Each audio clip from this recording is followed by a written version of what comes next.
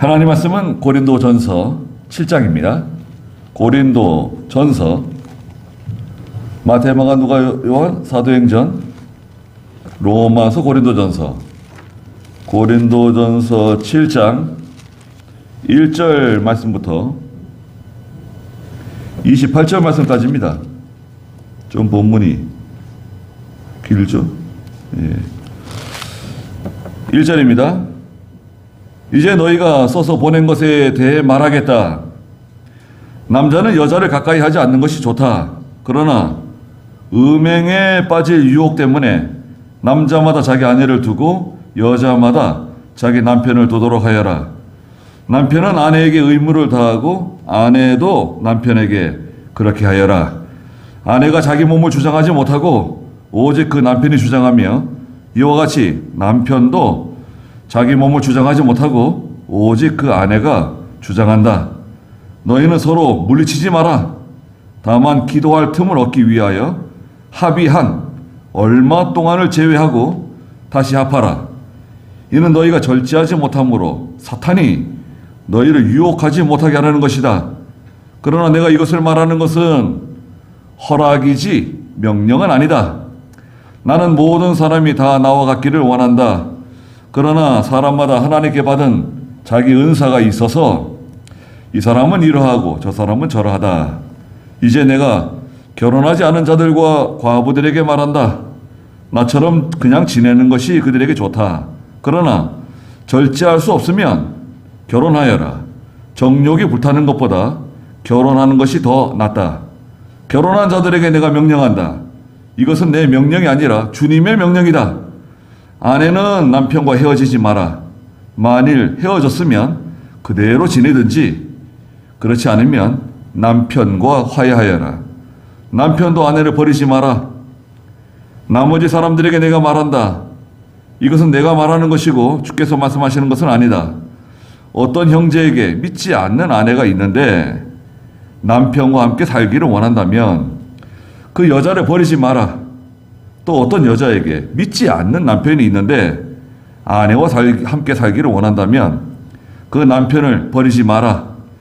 믿지 않는 남편이 그 아내를 통하여 거룩하게 되고 믿지 않는 아내가 그 남편을 통하여 거룩하게 된다. 그렇지 않으면 너희의 자녀들도 깨끗하지 못할 것이나 이제 그들은 거룩하다. 믿지 않는 자가 헤어지려고 하면 헤어지게 하여라. 형제나 자매나 그런 것에 얽매일 필요가 없다. 그러나 하나님께서는 너희를 화평 가운데서 부르셨다. 아내 되니여 네가 남편을 구원할지 어떻게 알겠느냐? 남편 되니여 네가 아내를 구원할지 어떻게 알겠느냐? 오직 주께서 각 사람에게 나누어 주신 대로 하나님께서 각 사람을 부르신 그대로 행하여라. 나는 모든 교회에서 이와 같이 명령한다. 누가 할례 받은 상태에서 부르심을 받았느냐? 무할례자가 되지 마라. 누가 할례를 받지 않은 상태에서 부르심을 받았느냐? 할례를 받지 마라. 할례는 아무것도 아니요 무할례도 아무것도 아니니 오직 하나님의 계명을 지키는 것이 중요하다. 각 사람은 부르심을 받은 그 부르심 그대로 지내라. 네가 종으로 있을 때 부르심을 받았느냐? 염려하지 마라. 그러나 자유할 수 있으면 차라리 그 기회를 이용하여라. 주님 안에서 부르심을 받은 자는 종이라도 주께 속한 자유인이다. 마찬가지로 자유인으로 있을 때 부르심을 받은 자는 그리스도의 종이다. 너희는 하나님께서 값을 치르고 사신 몸이니 사람의 종이 되지 마라. 형제들아, 너희는 각각 부르심을 받은 그대로 하나님과 함께 머물러라. 처녀에 대하여서는 내가 주께로부터 받은 명령이 없으나 주님의 긍휼로 신실한 자가 되어 의견을 제시한다. 내 생각으로는 임박한 고난 때문에 사람이 그대로 지내는 것이 좋다. 네가 아내에게 매었느냐? 노이기를 찾지 마라. 네가 아내에게서 노였느냐? 아내를 찾지 마라. 그러나 결혼을 하더라도 죄를 짓는 것은 아니고 처녀가 결혼하더라도 죄를 짓는 것은 아니지만 이런 이들은 육신의 고난이 있을 것이므로 나는 너희를 아끼고자 이 말을 한다. 그랬습니다. 예. 오늘 고린도전서 7장 1절부터 28절 말씀의 제목은 주보에도 있는 것처럼 결혼한 자들에게 명령한다. 예, 말씀하셨어요. 그리고 뭐 결혼하지 않은 자들에게도 처녀에게도 예, 말씀하시는 내용이 기록되어져 있습니다. 특별히 이 부부에 대해서 언급하시는 내용이 많은 성경 말씀입니다.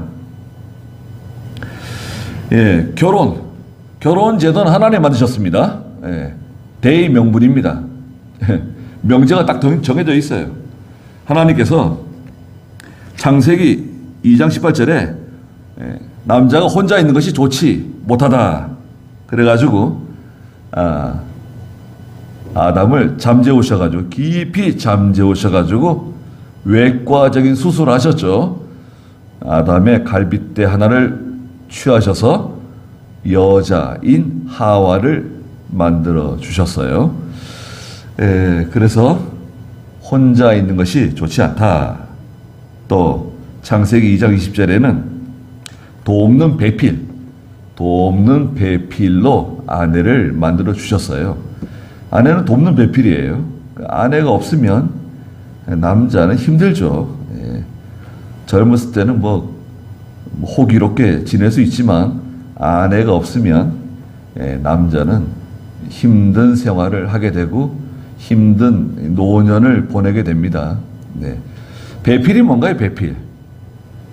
배필은 원래 그 한문 배필은 앞에 있는 배우자, 앞에 있는 사람인데 돕는 사람이에요. 돕는 사람.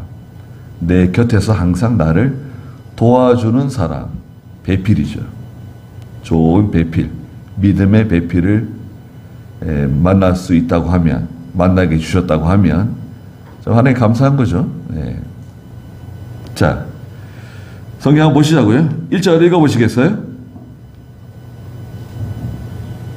이제 너희가 써서 보낸 것에 대해 말하겠다. 남자는 여자를 가까이 하지 않는 것이 좋다. 그러나 음행에 빠질 유혹 때문에 남자마다 자기 아내를 두고 여자마다 자기 남편을 두도록 하여라. 예, 남자는 여자를 가까이 하지 않는 것이 원래 좋은데, 예, 주님의 일을 하는 면에 있어서 유익하단 말이에요. 예, 가정이 없으면 하나님 일 하는 좋다는 거예요. 그러나 2절에 음행에 빠질 유혹 때문에 남자마다 자기 아내를 두고 여자마다 자기 남편을 두도록 하여라. 혼자 살다가 죄 지으면 오히려 낭패예요. 음행죄를 짓고 하나님께 징계받는 것보다 차라리 결혼하는 게 낫다는 거예요. 결혼의 목적이 있어요. 결혼의 목적. 결혼의 목적 첫째는 여기 있는 것처럼 음행을 예방하는 거예요. 음행죄 짓지 않도록 남편과 아내를 통해 사랑하고 음행죄 짓지 않는 거예요.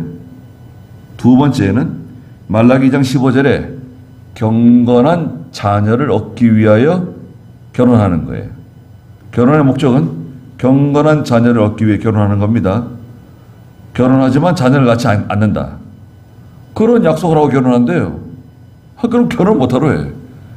예수 믿는 성도가 결혼하는데 뭐 자녀를 낳지 않기로 약속한다? 그런 말도 안 되는 그런 망령된 짓을 하면 안 돼요. 말라기 2장 15절 읽어보시겠어요? 여호와께서는 영의 여유가 있으셨으나 하나를 지으신 것이 아니냐. 어찌 하나만 지으셨느냐.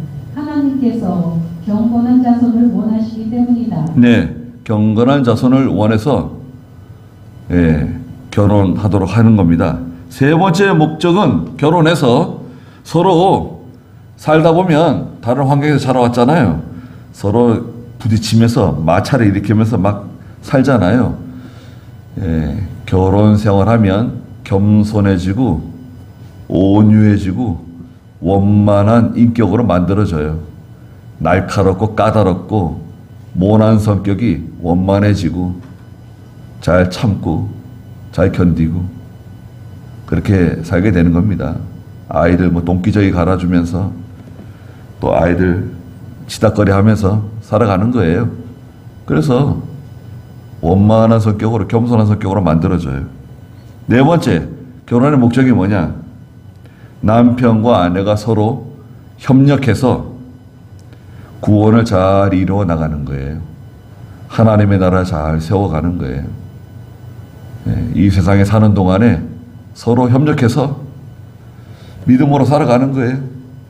남편도 믿음으로 잘 살아가고 아내도 믿음으로 잘 살아가고 서로 도와줘가면서 같이 기도해줘가면서 살아가는 겁니다. 좋은 거 아닙니까? 그래서 결혼하는 거예요. 그래서 남자마다 자기 아내를 두고 여자마다 자기 남편을 두도록 하여라 그랬습니다. 3절 읽어보세요. 남편은 아내에게 의무를 다하고 아내도 남편에게 그렇게 하여라. 아내가 자기 몸을 주장하지 못하고 오직 그 남편이 주장하며 이와 같이 남편도 자기 몸을 주장하지 못하고 오직 그 아내가 주장한다. 너희는 서로 물리치지 마라. 다만 기도할 틈을 얻기 위하여 합의한 얼마 동안을 제외하고 다시 합하라. 이는 너희가 절제하지 못함으로 사탄이 너희를 유혹하지 못하게 하려는 것이다. 그러나 내가 이것을 말하는 것은 허락이지 명령은 아니다. 네.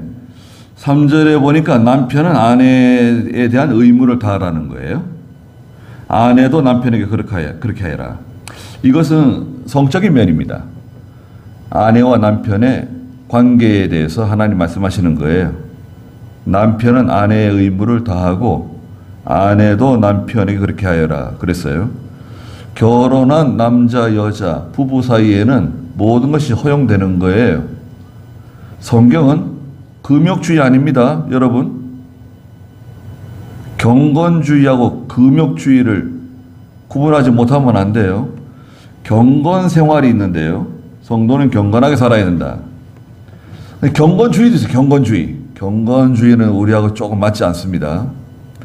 경건주의는 과격한 경건이에요. 과격한 경건. 성경에 없는데 쓸데없이 자기들이 만든 거예요. 과격한 경건, 과격한 거룩. 예. 교회 안에 과격한 경건. 결혼하면 안 된다. 신부, 수녀 뭐 이렇게 해가지고 결혼 못하게 만들고 죄를 짓게 되는 거예요. 예. 사생활을 막 낳고 그리고 고아원을 만든 거 아닙니까?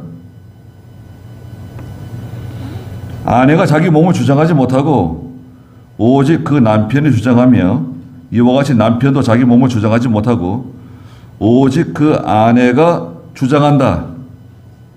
남편과 아내는 결혼하면 자기의 책임과 의무를 다해야 되는 겁니다. 책임과 의무를 다하지 않으면 그거는 정당하지가 않아요. 또 부부 생활에서는 상대방을 무시하면 안 됩니다. 상대방을 무시하지 말고 두 번째는 자기 주장대로 하지 말 것. 상대방을 무시하면 안 돼요. 대화를 해야 돼요. 물어보고 예. 서로 대화를 하고 자기 주장대로 하지 말 것. 무시하지 말고. 남편이 아내 무시하면 안 됩니다. 또 아내도 남편을 무시하면 안 돼요. 5절에 너희는 서로 물리치지 마라. 물리치면 안 돼요. 지금은 다 건강하시고 연세가 들어도 건강하세요. 물리치면 안 돼요. 정당하지 않은 것, 자기 책임과 의무를 다하지 않는 거예요. 다만 기도할 틈을 얻기 위하여 합의한 얼마 동안 제외하고 분방할 수 있는데 남편과 아내가 분방할 수 있는데 기도할 틈을 얻기 위하여 서로 합의해서 얼마 동안 분방할 수 있는데 합의가 필요해요. 자기 마음대로 분방하는 거 아니에요. 난 기도한다 해가지고 마음대로 분방하는 거 아닙니다.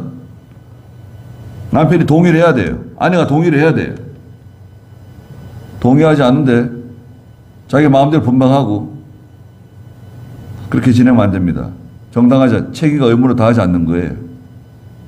합의하고 나서 얼마 동안 기도할 틈을 얻기 위해서 분방할 수 있는데 그 다음에 어떻게 했습니까? 뭐라 그랬습니까? 다시 합하라 그랬어요. 이는 너희가 절제하지 못함으로 사탄이 너희를 유혹하지 못하게 하려는 것이다. 아니, 아내가 남편을 받아주지 않고 남편이 아내를 받아주지 않으면 뭐 어떻게 하라는 거예요? 바람 피라는 거예요? 경건하게 산다고? 기도한다고? 그런 게 성경에 어디 있습니까? 경건주의, 과격하게 경건하고 뭐 되게 뭐 경건한 것처럼 거룩한 것처럼 그러면 안 돼요. 부부 생활이 건전하게 건강하게 잘 유지가 돼야 돼요. 그것은 남편과 아내가 노력을 해야 돼요. 노력을 하셔야 된다고요. 정신적으로 건강하고 육체적으로 건강하고 건강하잖아요. 분방할 이유가 뭐가 있어요?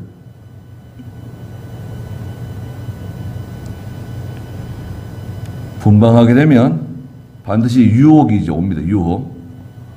마귀가 유혹해요. 그러면 이제 죄 짓는 겁니다. 또 음행죄 짓고 또 여러 가지 이제 사건이 벌어지는 거예요. 복잡한 일, 골치 아픈 일이 생기는 거예요. 사탄이 너희를 유혹하지 못하도록 조심해야 돼요. 분방할 수 있는데 합의해서 얼마 동안 기도할 틈을 얻게 분방하고 다시 합할 것. 사탄이 시험하지 못하게 해야 된다. 그리고 7절 읽어보세요. 나는 모든 사람이 다 나와 같기를 원한다. 그러나 사람마다 하나님께 받을 자기 은사가 있어서 이 사람은 이러하고 저 사람은 저러하다. 이제 내가 결혼하지 않은 자들과 과부들에게 말한다. 나처럼 그냥 지내는 것이 그들에게 좋다. 그러나 절제할 수 없으면 결혼하여라. 정욕에 불타는 것보다는 결혼하는 것이 더 낫다. 네, 사도 바울은 독신 생활했습니다. 결혼하지 않았어요. 7절에 나는 모든 사람이 다 나와 같기를 원하지만 그러나 사람마다 하나님께 받은 자기 은사가 있다는 거예요. 이 사람은 결혼하고 또 저 사람은 결혼하지 않을 수도 있다는 거예요. 또 저 사람은 결혼하고 이 사람은 결혼하지 않을 수도 있고 결혼하지 않은 사람이 잘못한 것도 아니고 결혼한 사람이 잘못한 것도 아니다. 하나님께 받은 은사가 있다. 마태복음 19장에 8절에 이제 내가 결혼하지 않은 자들과 과부들에게 말한다. 아직 결혼하지 않은 사람들이 있고 또 결혼했으나 남편이 죽은 과부들이 있는데 교회 안에 나처럼 그냥 지내는 것이 그들에게 좋다는 거예요. 혼자 지내면 아무 때나 기도할 수 있고 하나님이라는 데 지장받지 않고 또 하나님만 사랑하게 되고 32절 한번 읽어보시겠어요? 32절, 33절. 나는 너희에게 염려가 없기를 바란다. 결혼하지 않은 남자는 주님의 일에 마음을 써서 어떻게 하면 주님을 기쁘시게 할까 하나 결혼한 남자는 세상 일에 마음을 써서 어떻게 하면 자기 아내를 기쁘게 할까 하여 마음이 나뉘어 있다. 네, 뭐 남자나 여자나 다 마찬가지예요. 결혼하기 전에는 하나님만 사랑하고 어떻게 하면 주님의 일에 주님을 기쁘시게 할까 마음을 쓰다가 결혼하게 되면 세상 일에 마음을 써서 어떻게 하면 자기 아내를 기쁘게 할까 어떻게 하면 남편을 기쁘게 할까 마음이 나뉜다는 거예요. 그러니까 혼자 살면 좋긴 한데 결혼하는 것도 잘못이 아니다 이거예요. 9절에 그러나 절제할 수 없으면 결혼하여라. 정욕이 불타는 것보다는 결혼하는 것이 더 낫다. 혼자서 속에서 불태우지 말고 결혼하라는 거예요. 마태복음 19장에 예수님께서 말씀하셨어요. 마태복음 19장 5절 6절 한번 읽어보시겠어요? 예수님이 뭐라고 말씀하셨는가? 19장 5절 그들에게 말씀하시기를 그러므로 사람이 그 부모를 떠나 자기 아내와 연합하여 둘이 한 몸이 될 것이다 하신 것을 너희가 읽지 못하였느냐. 따라서 그들은 더 이상 둘이 아니라 한 몸이다. 네. 그리고요? 그러므로 하나님께서 짝지어 주신 것을 사람이 나누지 못하고 예, 남자와 여자 일부 일처 한 남자와 한 여자가 만나서 짝짝이 되고 결혼해서 한 가정을 이룬다. 하나님이 짝지어 주신 것을 사람이 나누지 못한다. 이게 결혼의 정의예요. 원칙이에요. 그런데 그 19장 11절 읽어보세요.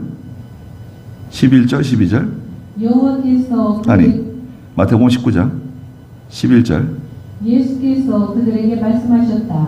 모든 사람이 다 이 말을 받아들이지 못하며 오직 주어진 자들만이 할 수 있다. 어머니의 태로부터 그렇게 태어난 보자들도 있고 사람에 의해서 만들어진 보자들도 있으며 하늘나라를 위하여 스스로 된 보자들도 있다. 받아들일 수 있는 자는 받아들이도록 하여라. 예, 모든 사람이 다 이 말을 받아들일 수는 없다. 오직 주어진 자들만이 할 수 있는데 주어진 자들이 있다. 첫째는 어머니 태로부터 태어날 때부터 고자. 독신으로 살 수 있는 사람. 태어날 때부터 고자예요. 또 사람에 의해서 만들어진 고자도 있어요. 그렇죠. 우리나라는 과거에 뭐 궁에서 지내는 뭐 내시들 뭐 고자 만들었잖아요. 사람에 의해서 만들어진 고자도 있고 또 하늘나라를 위하여 스스로 고자된 사람들도 있다. 네. 단 속에서 불이 안 나야 돼요. 속에서 불이 나면 결혼하라 이거예요. 괜히 끙끙 참고 힘들게 살지 말고 결혼해서 가정을 꾸리고 자녀를 낳고 같이 믿음 생활하고 신앙 생활하면서 사는 거예요. 전혀 문제 없어요. 그러나 결혼하지 않는 것도 괜찮다 이거예요. 독신주의도 문제는 없어요. 왜 문제가 없냐? 자, 생각해 보세요. 결혼하기 전에는 다 독신이에요. 여러분, 결혼하기 전에 다 독신으로 살았습니다. 그렇잖아요. 또 결혼하고 나서도 남편이 죽거나 아내가 세상을 떠나게 되면 독신을 살 수 있어요. 그러나 혼자 살면서 유혹을 받고 죄에 노출되지 말고 결혼하는 것도 재혼하는 것도 죄가 아니다. 그렇죠? 하나님 되신 거예요. 그 다음에 결혼한 사람들에게 10절 읽어보세요. 결혼한 자들에게 내가 명령한다. 이것은 내 명령이 아니라 주님의 명령이다. 아내는 남편과 헤어지지 마라. 만일 헤어졌으면 그대로 지내든지 그렇지 않으면 남편과 화해하여라. 남편도 아내를 버리지 마라. 나머지 사람들에게 내가 말한다. 이것은 내가 말하는 것이고 주께서 말씀하시는 것은 아니다. 어떤 형제에게 믿지 않는 아내가 있는데 남편과 함께 살기를 원한다면 그 여자를 버리지 마라. 또 어떤 여자에게 믿지 않는 남편이 있는데 아내와 함께 살기를 원한다면 그 남편을 버리지 마라. 믿지 않는 남편이 그 아내를 통하여 거룩하게 되고 믿지 않는 아내가 그 남편을 통하여 거룩하게 된다. 그렇지 않으면 너희의 자녀들도 깨끗하지 못할 것이나 이제 그들은 거룩하다.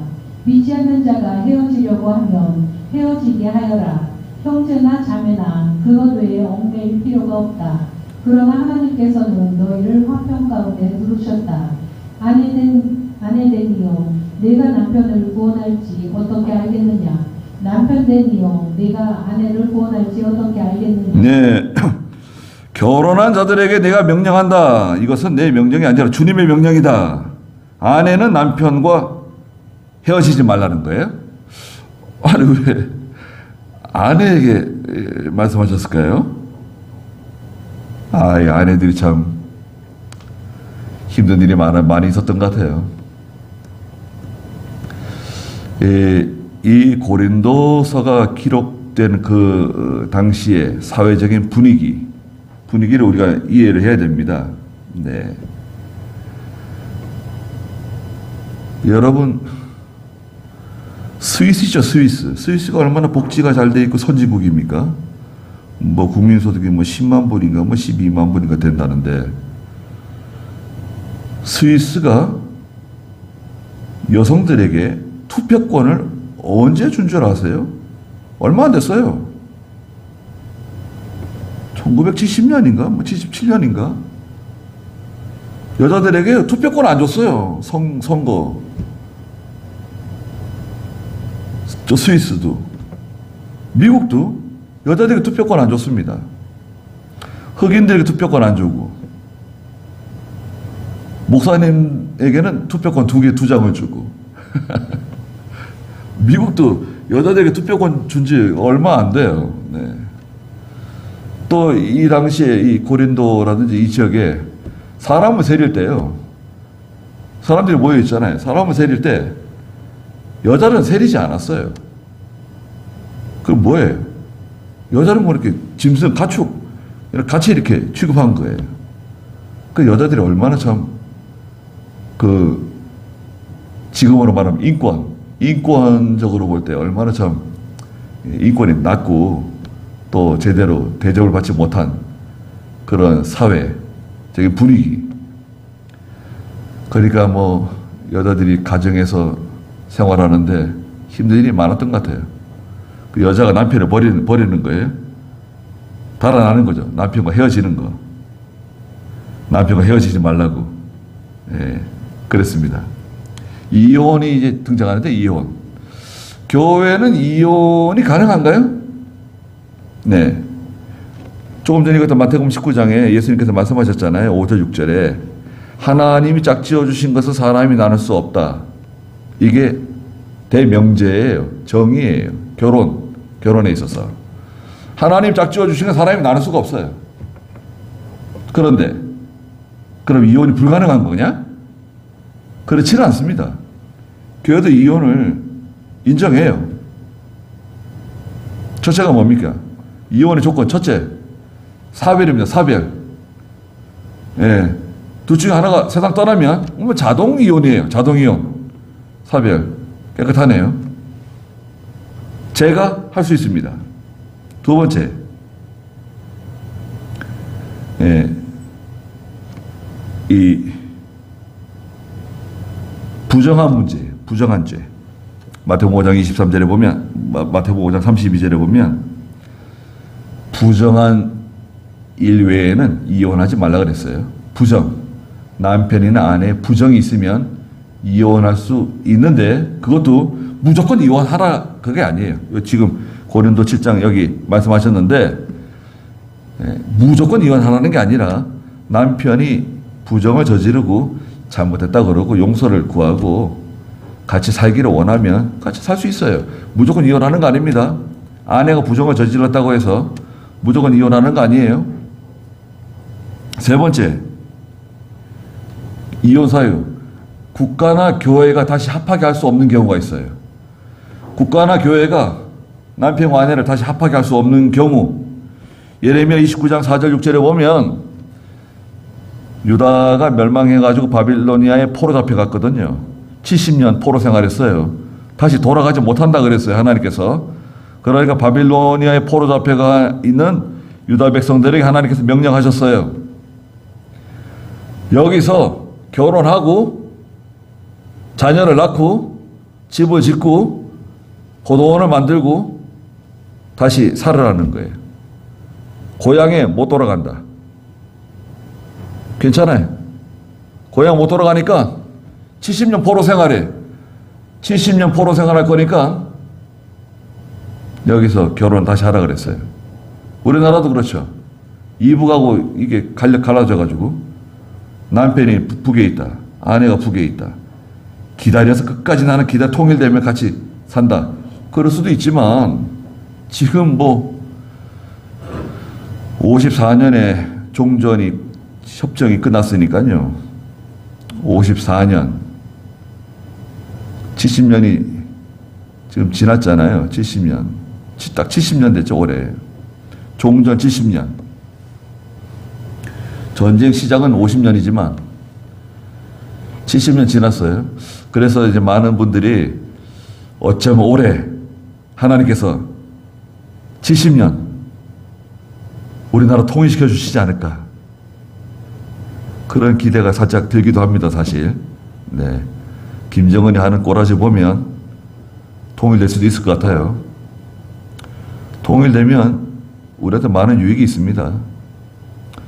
또 북한의 많은 그 기독교인들 붙잡혀가지고 탄광해서 수용소에서 죽어가고 있는데 건져내야 되잖아요. 불쌍한 마음을 가지고 통일되면 물론 우리도 힘든 면이 있지만 건설 경기 엄청나게 일어날 겁니다. 건설 경기 여러분. 예. 건설 경기 이야 대단할 겁니다. 고속도로 놔야죠. 이거 상하수도 공사, 전기 공사, 철도 공사 완전히 새롭게 해야 돼. 완전히 새롭게. 네. 북한 땅이 우리나라 땅보다 더 넓잖아요. 네. 괜찮지 않습니까? 네. 하나님께서 통일되게 해주시길 바라고 또 러시아나 중국이 개입하지 않고 또 미국이 개입하지 않고 잘 이렇게 통일되기를 자유민주주의 통일 되기를 바랍니다. 자, 그러니까 교회나 국가가 다시 합하게 할 수 없는 경우 이혼할 수 있습니다. 네 번째, 오늘 성경에 나오지만 믿지 않는 자가 15절에 헤어지려고 하면 헤어질 수 있다. 믿지 않는 아내나 믿지 않는 남편이 기어이 이혼하기를 원한다.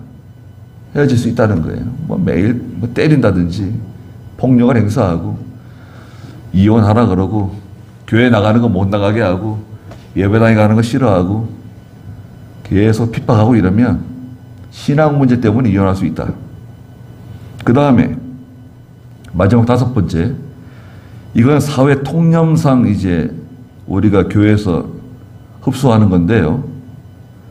자기 위치를 지키지 않는 경우, 남편이나 아내가 자기 위치를 지키지 않고 오랫동안 집을 비운다든지 연락 없이 또 폭력을 행사한다든지 그런 것들이 있죠. 그런데 그 외에 사치를 하고 여러 가지 성격이 안 맞고 이런 것들이 있는데 그런 것들은 이혼 사유가 안 되는 거죠.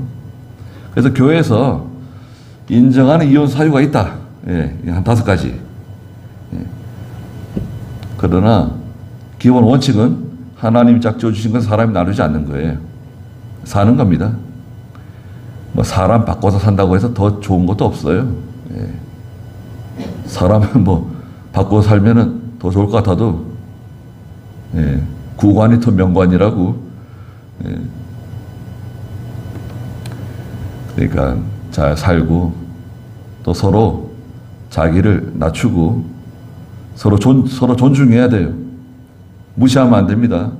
남편이 아내를 무시하고 아내는 또 남편을 무시하고 사람 고식 못한다고 또 제대로 일 못한다고 자꾸 뭐라 그러고 그럴 필요가 없어요. 그러지 말고 서로 잘 맞춰가면서 사는 거예요. 답답하면 답답한 대로 사는 거예요. 답답한 일 많으시죠? 조금 지나면 다 지나갑니다. 다 지나가고요. 늙어지면 아내나 남편이 있어 보세요. 얼마나 큰 도움이 됩니까? 아들이나 딸에게 시키지 못한 일 남편이나 아내가 해줄 수 있어요. 없는 것보다 있는 게 좋은 겁니다. 감사한 줄 알고 서로 잘 돌봐주셔야 됩니다. 건강 잘 챙겨주시고 남편이나 아내가 건강하지 않으면 그 상대방이 내가 힘든 거예요.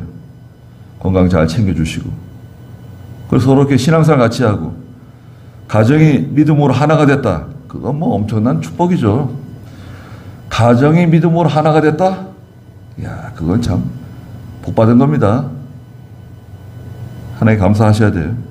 자, 만일 헤어졌으면 11절에 그대로 지내든지 그렇지 않으면 화해하고 다시 재결합하고 남편도 아내를 버리지 마라. 버리지 말라는 거예요. 12절에 나머지 사람들에게 내가 말한다. 이것은 내가 말하는 것이고 주께서 말씀하신 것은 아니지만 어떤 형제에게 믿지 않는 아내가 있다. 자, 믿지 않는 아내가 있어요. 결혼할 때는 서로 다 믿지 않았는데 결혼해가 살다가 남편이 예수 믿었어요. 그 아내는 믿지 않는 아내가 됐잖아요. 근데 그 믿지 않는 아내가 남편과 함께 살기를 원해요. 그런데 남편이 넌 예수 안 믿으니까 넌 못 살아. 그 쫓아내지 말고 살아라는 거예요. 그 여자를 버리지 말라는 거예요. 또 여자에게 믿지 않는 남편이 있어요. 원래 믿지 않다가 결혼해가지고 여자가 예수 믿었어요. 남편이 예수 안 믿네. 당신은 예수 안 믿으니까 난 당신을 살 수 없다. 그러지 말고 남편이 아내와 같이 살기를 원한다고 하면 그 남편 버리지 말라는 거예요. 14절에 믿지 않은 남편이 그 믿는 아내를 통해서 예수 믿고 구원받을 수 있다는 거예요. 또 믿지 않는 아내가 그 예수 믿는 남편을 통해 가지고 또 예수 믿고 거룩해질 수 있다는 거예요. 그렇지 않으면 너희 자녀들도 깨끗하지 못할 것이나 이제 그들은 거룩하다. 이제 고린도서 7장 14절이 이제 유아세례의 근거예요. 유아세례를 줄 때 남편이나 아내 둘 중에 한 사람이라도 예수를 믿으면 그 어린 자녀에게 유아세례를 주죠. 1살에서 2살, 뭐 3살까지 유아세례를 주는데 그 아이도 거룩하다고 보는 거예요. 거룩한 가정에 태어난 거고 하나님의 자녀가 있는 곳에 태어난 거고 하나님의 은혜의 조명이 비치는 거예요. 예수 믿는 사람이 가정에 한 사람 생기잖아요. 그 은혜의 조명이 비치는 거예요. 은혜의 조명 안에 들어온 거예요. 예수 믿는 사람 한 사람이 중요한 겁니다. 가정을 다 구원할 수 있어요. 그래서 믿지 않는 남편을 구원해내고 믿지 않는 아내를 구원해내고 또 믿음 없는 자녀들을 하나님께로 인도해서 하나님의 자녀로 삼는 거예요. 그게 가장 큰 일입니다. 돈 많이 버는 것보다 그게 제일 중요한 일이에요. 그것을 위해서 기도하세요. 그러나 15절에 믿지 않는 아내나 남편이 기어이 헤어지려고 한다고 하면 헤어지게 하여라. 형제나 자매나 그런 것에 얽매일 필요가 없다. 그러나 하나님께서는 너희를 화평 가운데 부르셨다. 서로 화목하고 잘 지낼 수 있으면 좋은데 기어이 그냥 신앙 문제 때문에 갈리고자 하면 갈릴 수 있다는 거예요. 아내 되니요 네가 남편을 구원할지 어떻게 알겠느냐. 남편 되니요 네가 아내를 구원할지 어떻게 알겠느냐. 알 수 없죠. 네, 17절 읽어보세요. 오직 주께서 각 사람에게 나누어 주신 대로 하나님께서 각 사람을 부르신 그대로 행하여라. 나는 모든 교회에서 이와 같이 명령한다. 누가 할례 받은 상태에서 부르심을 받았느냐. 무할례자가 되지 마라. 누가 할례를 받지 않은 상태에서 부르심을 받았느냐. 할례를 받지 마라. 할례는 아무것도 아니요 무할례도 아무것도 아니니 오직 하나님의 계명을 지키는 것이 중요하다. 각 사람은 부르심을 받은 그 부르심 그대로 지내라. 하나님께서 부르실 때 어떻게 불렀느냐. 결혼해서 남편과 아내가 지내고 있는데 아내가 예수 믿었어요. 그대로 지내라는 거예요. 또 남편이 예수 믿었어요. 이혼하지 말고 그대로 지내라는 거예요. 부르신 그대로 지내라는 거예요. 할례자로 부르심을 받았느냐? 그대로 지내고 무할례자로 부르심을 받았느냐? 이방 사람에게 부르심 받았느냐? 그대로 지내라는 거예요. 또 21절에 그 다음에 종이 있었죠. 사회 계층 종이 있어. 예배당에 주일날 되면 주인도 나오고 종도 나오는 거예요.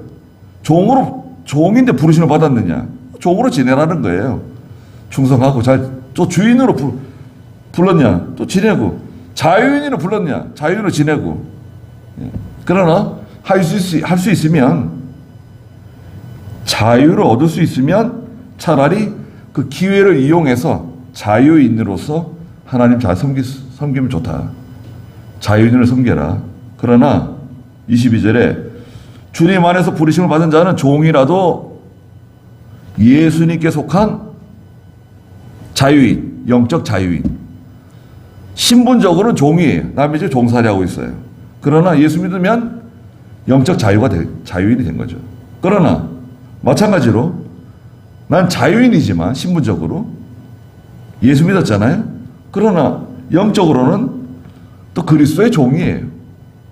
마찬가지죠. 영적 자유, 그리스도의 종.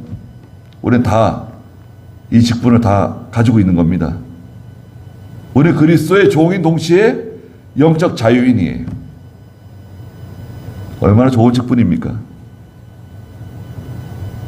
23절 너희는 하나님께서 값을 치르고 사신 몸이니 사람의 종이 되지 마라. 하나님께서 값을 주고 사셨어요. 이 당시에는 이제 사람을 사고 팔았어요.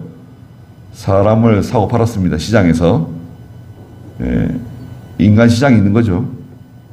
노예 시장. 하나님께서 무슨 값을 지불했는가요? 그 대속이래, 대속. 값을 지불하고 사셨다는 뜻이 대속이에요, 대속. 내가 사형장에 끌려가는 여러분, 저와 여러분들은 사형장에 끌려가는 처지에 있었는데 어떤 분이 오셔가지고 값을 지불하고 나를 그 사형장에서 건져내 줬어요. 그 값을 지불했냐? 그분이 자기 아들을 대신 죽는데 내어주고 나를 살려준 거예요. 여러분, 그런 일이 있을 수 있나요? 아니, 지금 내가 지금 죽게 생겼는데, 나를 건져내기 위해서, 살리기 위해서, 자기 아들을 죽여가지고, 나를 건져냈다? 아니, 그럼 어떻게 되는 겁니까, 이거? 그 은혜를 갚을 수 있어요? 그 은혜를 어떻게 갚아요? 아니, 저분이 자기 아들 죽여가지고 나를 살려줬는데 그 은혜 갚을 수 있습니까? 돈으로 갚을 수 있어요? 뭐 효도를 얼만큼 잘하면 그 은혜를 갚을 수 있나요? 하나님께서 자기 독생자를 십자가에 못 박혀 죽게 하고 저와 여러분을 건져내셨습니다. 핏값으로. 대속의 제물로 자기 아들을 내주고 우리를 구속하셨어요. 그러한 사랑을 우리가 받은 사람들입니다. 그런 은혜를 받았어요. 하나님께서 값을 치르고 사신 몸이니 다시는 사람의 종이 되지 마라. 죄의 종이 되지 마라. 6장 20절 읽어보세요. 하나님께서 값을 치르고 너희를 사셨으니 너희의 몸으로 하나님께 영광을 돌려라. 하나님께서 값을 치르고 너희를 사셨으니 너희의 몸으로 하나님께 영광을 돌려라. 피곤한 게 어디 있습니까? 피곤하지 않은 사람이 어디 있어요? 힘들지 않은 사람이 어디 있습니까?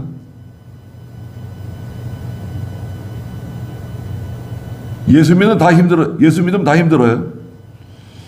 예수 믿으면 고난이 옵니다. 반드시 고난이 와요. 예수 믿으면. 예수 믿으니까 되게 힘드네. 원래 힘든 거 예수 믿는 거. 예배 드려야죠. 기도해야죠. 순종해야죠.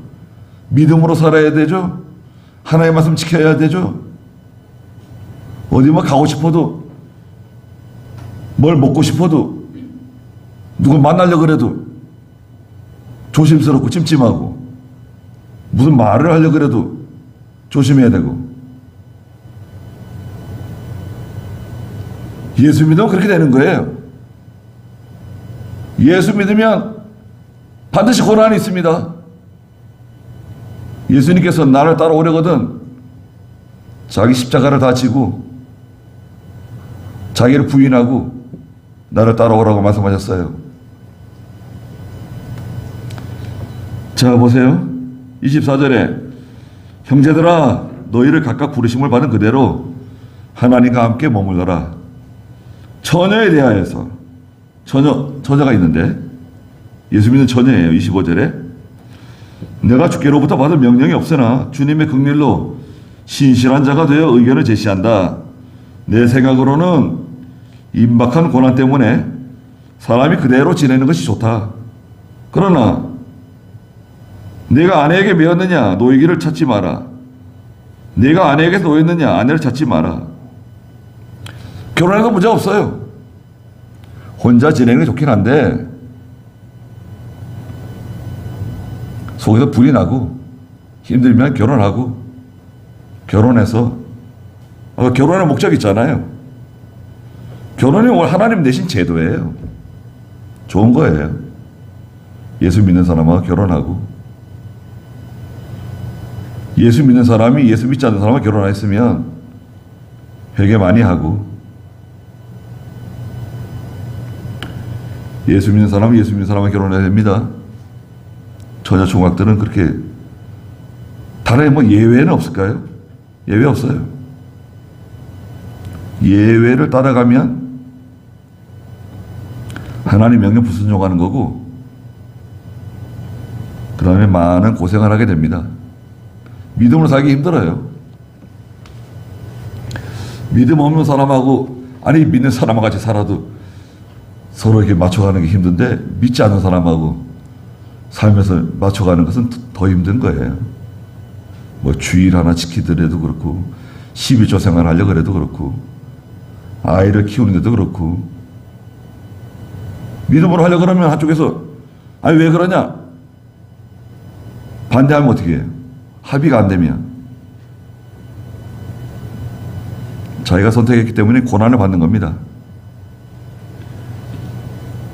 아내에게 매였느냐 노이기를 찾지 말고 아내에게 놓였느냐 아내를 찾지 마라. 결혼하면 서로 매이는 겁니다. 여러분 결혼하면 남편은 아내에게 매이는 거고 아내는 남편에게 매이는 거예요. 난 결혼해서 자유롭게 살고 싶다. 그럴 수는 없어요. 매이는 거예요. 남편에게 매이는 거고 아내에게 매이는 거예요. 그러나 결혼을 하더라도 죄를 짓는 것은 아니고 처녀가 결혼하더라도 죄를 짓는 것은 아니지만 이런 이들은 육신의 고난이 있을 것이므로 나는 너희를 아끼고자 이 말을 한다. 그랬습니다. 그래서 예수 믿는 성도가 결혼해서 가정을 이루고 부부로 사는 거 얼마나 좋습니까? 네. 남편의 의무를 다하고 남편은 열심히 나가서 일하고 열심히 돈 벌고 또 건강 잘 유지하고 예수 잘 믿고 기도 생활 많이 하시고 또 아내도 결혼해서 남편 잘 받들고 잘 순종하고 남편은 아내를 귀히 여기라 그랬어요. 베드로전서 3장 7절에. 거기 한번 읽어보고 마칠까요? 그 결혼식 추례할 때 많이 인용되는 말씀인데요. 베드로전서 3장 7절.